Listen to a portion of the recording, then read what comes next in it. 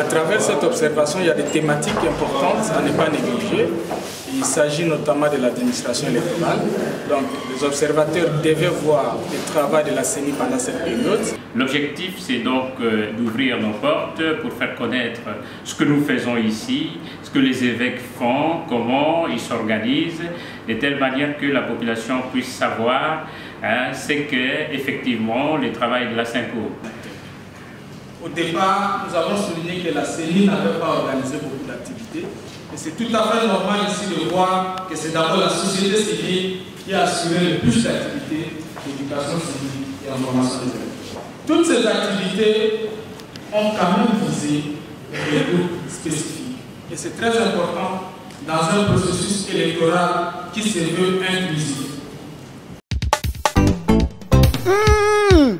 Il y a belle vitesse à G. Il y a belle vitesse à G. Bouloukoudou, il y a un Congo Swiss TV. Bouloukoudou, ça c'est du bio. Et nous avons que Congo Swiss TV, c'est du bio. Kuna, il y a ma chambre froide de thé. Vraie information, c'est Congo Swiss TV. Bouloukoudou. Et il y a un son de Congo Swiss TV. Tsunga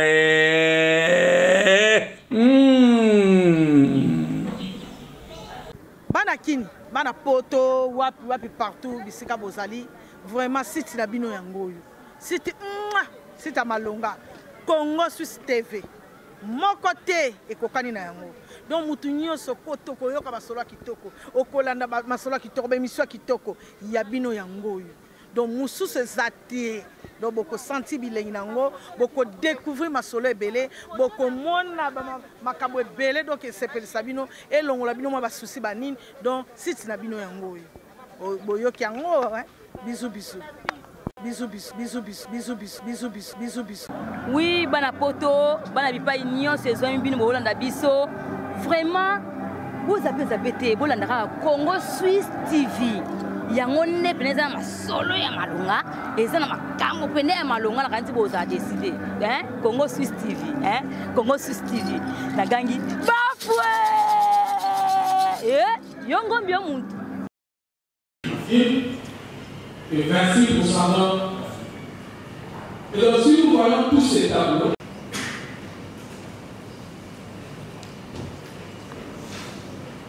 « 40,28% des personnes interviewées disent l'accord global. » Dans les antennes observées, nous avons 76 médias publics.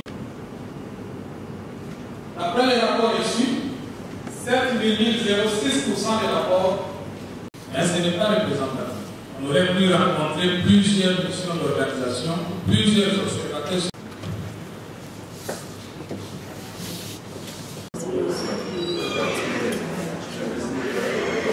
Merci. La mission d'observation Justice et Paix Congo a déployé au premier trimestre 2018 77 observateurs pour l'observation de l'environnement préélectoral.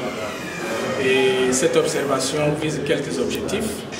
C'est d'abord d'évaluer les degrés de préparation de l'administration électorale chez nous, qui est la CENI, d'évaluer aussi les degrés de la prise en compte ou du respect du calendrier électoral, mais également les degrés de préparatifs des parties prenantes, dont les médias, les partis politiques, les citoyens et autres.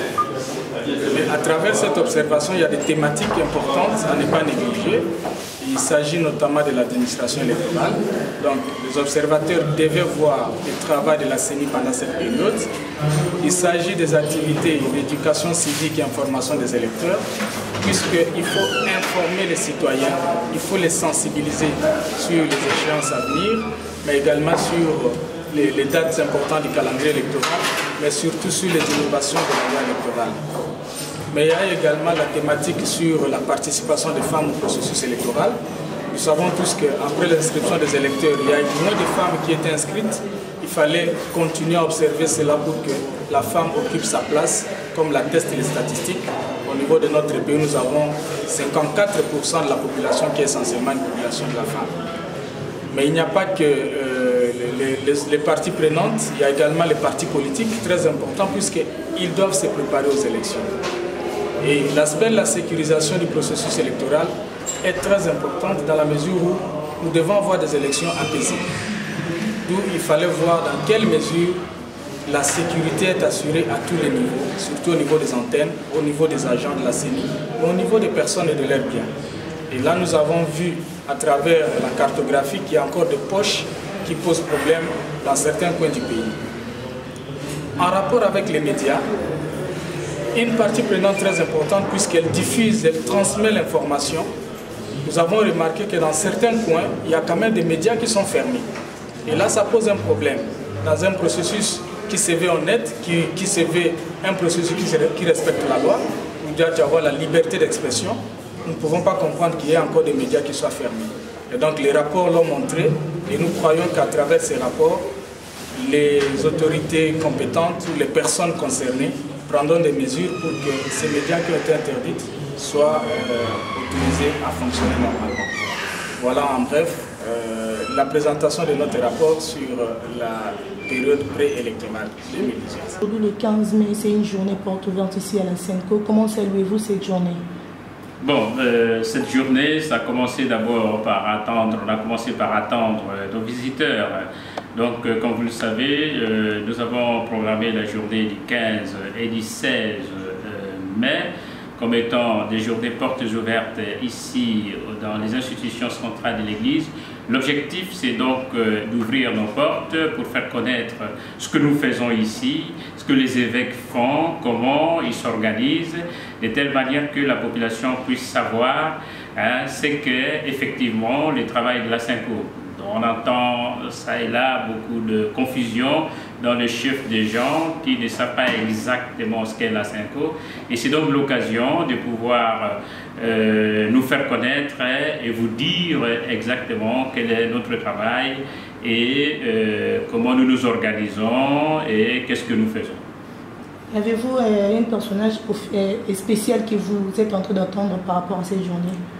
Bon, nous attendons tout le monde, nous attendons les Quinoises et les Quinoises, nous attendons les responsables des institutions de notre pays et tous ceux qui souhaitent connaître la SENCO. Eh bien, nous attendons tout le monde, nous sommes ouverts et nous sommes là à la disposition de tout le monde. Voilà, ça peut être des étudiants qui voudraient approfondir leurs connaissances sur la conférence épiscopale nationale du Congo. Peut-être qu'ils en ont entendu parler, mais qui n'en savent pas grand-chose. C'est donc l'occasion de pouvoir passer ici au centre interdiocésain pour s'informer sur la conférence épiscopale nationale du Congo qui regroupe en fait les évêques de nos différents diocèses.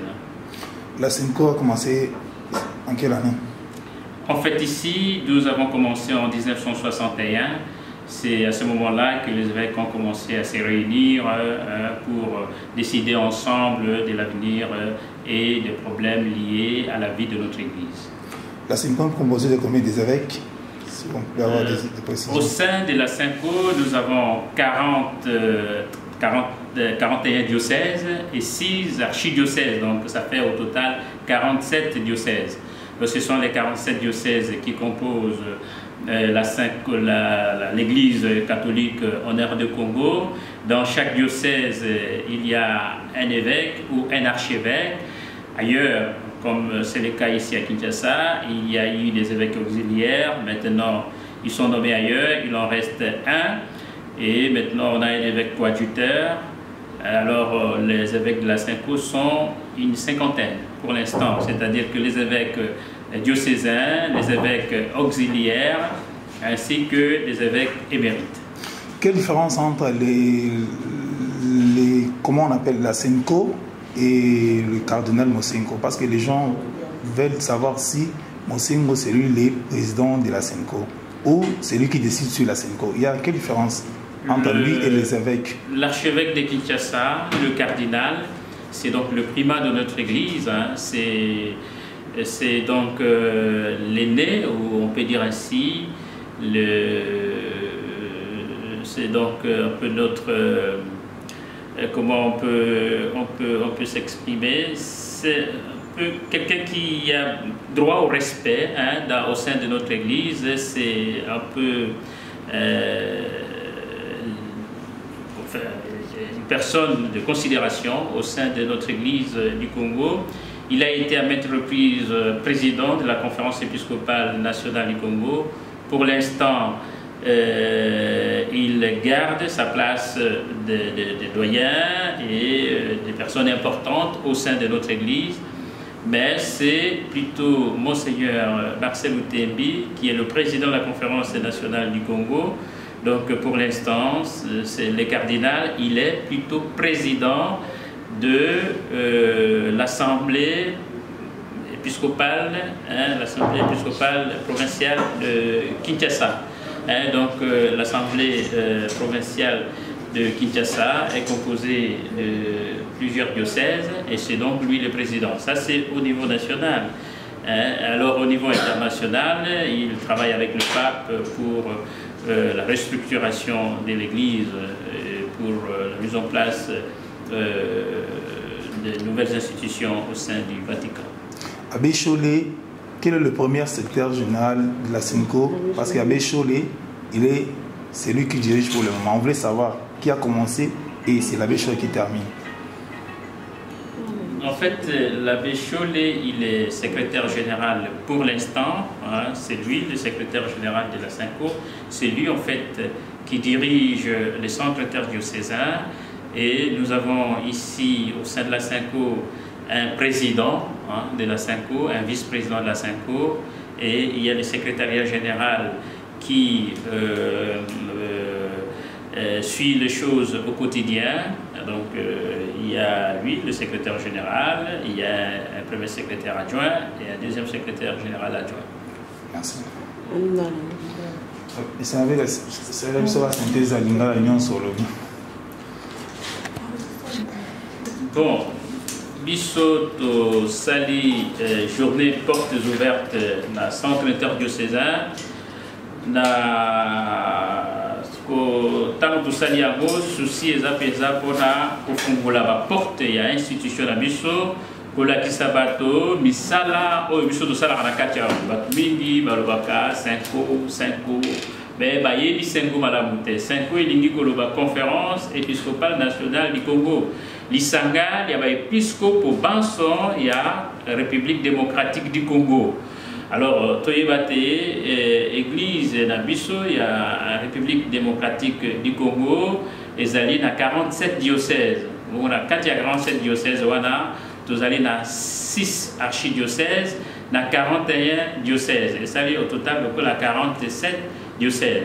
Dans chaque diocèse, on a un épiscope Moko, oyo azali mokambi ya diocèse pe na ba diocèse mususu tozana épiscope mokambi to titulaire ya diocèse na pe ba auxiliaire basalisi pona kaya Kinshasa toza sikoyo boye na épiscope mokonzi et puis na épiscope mokitani wana na lingala donc coadjuteur wana na bukuse lokodili to bengi yango conférence nationale, conférence épiscopale nationale du Congo, Likita, Lisanga, il y a épiscopo Banso Bakongo. Alors, tout ce qui est beaucoup, c'était Lisanga, il y a épiscopo Banso Bakongo, la structure est allée. Bongo, la structure wana, il y a assemblée plénière, est allée Lisanga, il y a épiscopo Banso Bakongo. Ce qui va épiscopo Banso Baye, peut-être que la Likita dans juin, tant qu'on va en juin, tout ça là. Liboso to bandi ba réunion et ba commission tout ça les ba réunion na comité permanent peut-être tout ça la réunion na assemblée plénière Likita Lisanga ya ba épiscopo Banso ya Congo na simawana to kozwa comité permanent na comité permanent ezali Lisanga to Likita lisangisi ba archevêque n'a pas de président, il y a une commission, Banson, il y a 5 go. Il va s'allier au total 18.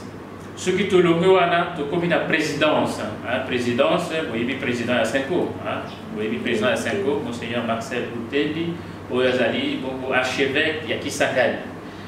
la présidence, nous allons la vice-président, et son excellence Monseigneur Fridolin Ambongo, Oyo, Azali administrateur apostolique ya Mbanda Kabikoro, épiscope Mokitani, wa archidiocèse ya Kinshasa. Na simana yango, tozui secrétariat général.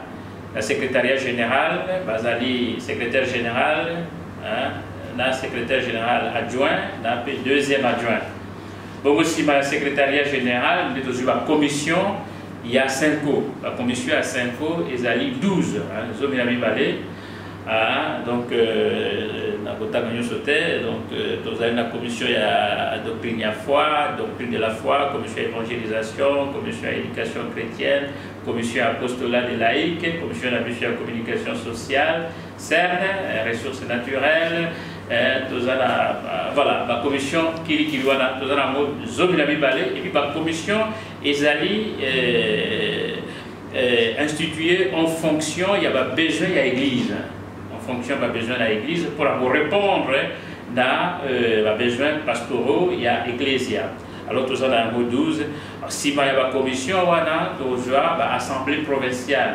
Le coup, là, dans chaque province ecclésiastique, moins nombre, il y a diocèse déjà regroupé, par regroupement, il y a diocèse, par assemblée provinciale, par province, et puis tout ça dans 6 regroupements provinciaux. Voilà, donc dans chaque assemblée provinciale, tout ça dans archevêque, ou Azali Bogo, ni Mokozi, il y a assemblée provinciale, où il y a à diriger. Lisanga, Tolikita, il y a l'épiscope, il y a la province d'Aïe, nous en avons 6. Donc l'Ecclésia est gardée dans la province de Kalawana, 6 provinces à Kalawana, beaucoup plus tout ce qui est dans la 4 églises. Donc, il y a le pouvoir, il y a Monseigneur et il y a le cardinal Mosengo en rapport à la Senko. Pouvoir, Monseigneur, le cardinal Mosengo, Azali Lukula, Kulutu, il y avait l'épiscope Nabiso, et Asali Mingi, Nakatia, Ecclésia Nabiso à Congo, cardinal Mosengo, Azalaki Mbalaïbele, président de la conférence Nabiso, puis Azali Karatet, et Azalaki président de la conférence Nabiso, mais Asali Mingi, il à niveau international, Azalaki. À maîtrise, vice-président HEAM, président HEAM, institution qui est église, Azalaki Nakata Yango. Lelo, vous voyez, à niveau international, cardinal Mosengo, Azali conseiller à pape, ils ont beaucoup de la quartier ecclésia universelle pour restructurer l'église. Voilà. Le cardinal Mosengo a eu la prima de l'Ecclésia Nabiso, a eu le Yaya, Kulutu, il y avait l'épiscope pour Nabiso, les biso africains, et puis même la quartier Ecclésia, a un placement un peu spécial, la quartier Église Nabiso. Église, c'est une banane en Moulani, pour oui, l'épiscope Babandi Makitana Bango en 1961, en Wanandé, ici Babandi. Au Sangana, pour bien avant, Makita Ezalaki, mais officiellement, le Bali en 1961.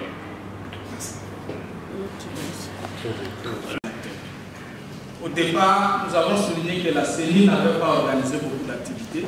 Et c'est tout à fait normal ici de voir que c'est d'abord la société civile qui a assuré le plus d'activités d'éducation civique et en formation des élèves. Au total, 46 rapports ici. Il y a des niveaux communautaires aussi, pour sensibiliser la population.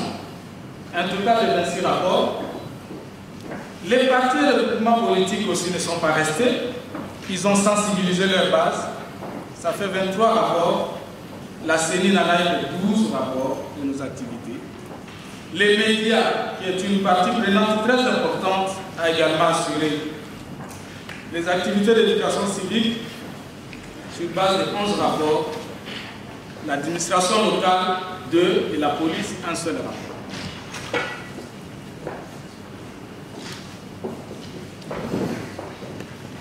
Toutes ces activités ont quand même visé des groupes spécifiques. Et c'est très important dans un processus électoral qui se veut inclusif. Et vous voyez bien que 23 des rapports attestent qu'on a visé quand même certains groupes spécifiques, notamment les personnes à mobilité réduite, les femmes, les jeunes, les nouveaux majeurs, les peuples autochtones pygmées, les fidèles catholiques, mais également d'autres groupes spécifiques. Mais ces activités se déroulent dans des langues nationales ou des langues locales. Et les rapports nous montrent qu'on a utilisé plus les langues locales à hauteur de 43 rapports, les Français 40 rapports, les Kikongo 36, les Lingala 35, les Swahili 16 et les Chiluba 6. Mais ici, se pose un problème. On comprendrait mal que les Chiluba viennent avant dernière position. Alors que sur le plan de l'ancrage national, ça serait plus la langue qui serait utilisée pour l'éducation civique et la formation des élèves, hormis les Français. Donc il y a un problème, surtout pour les organisations de la société civile, mais aussi pour les bailleurs, parce que vous remarquez bien que les activités sont concentrées plus à Kinshasa et pratiquement dans les provinces qui sont préférées de Kinshasa. Et comme au central, Kwango, Kwilu, et ainsi de suite. Et de l'autre côté, il n'y a pas beaucoup d'activités, ça s'explique.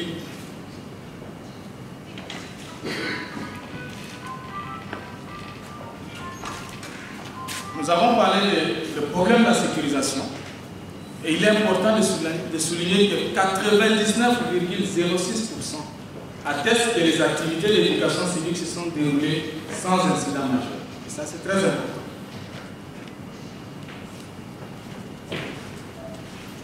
À propos du genre ou de la participation de la femme au processus électoral,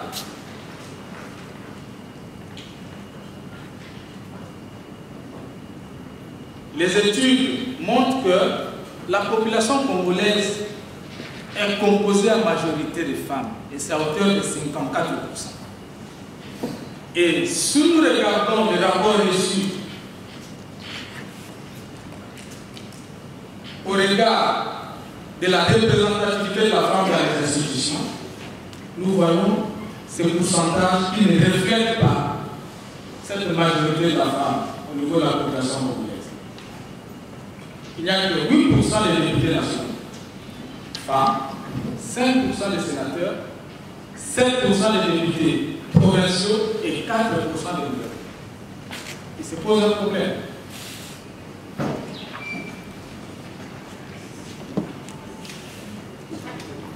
La CENI a créé en son sein, dans les différentes antennes, dans les différents secrétariats exécutifs, des cellules genre. Et les rapports ici montrent que 21,79% attestent qu'il y a des cellules genre qui existent au niveau des antennes observées. La mission d'observation Justice et Paix a mené un sondage. Et ce sondage, c'est sur base d'un échantillon représentatif de la population qui a été tiré sur une base aléatoire.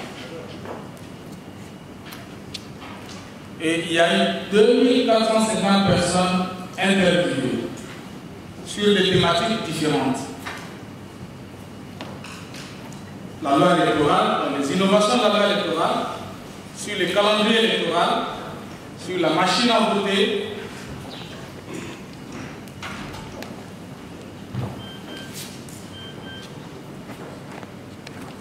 et donc, par rapport à toutes ces activités, les 2450 personnes interrogées ont donné leur point de vue.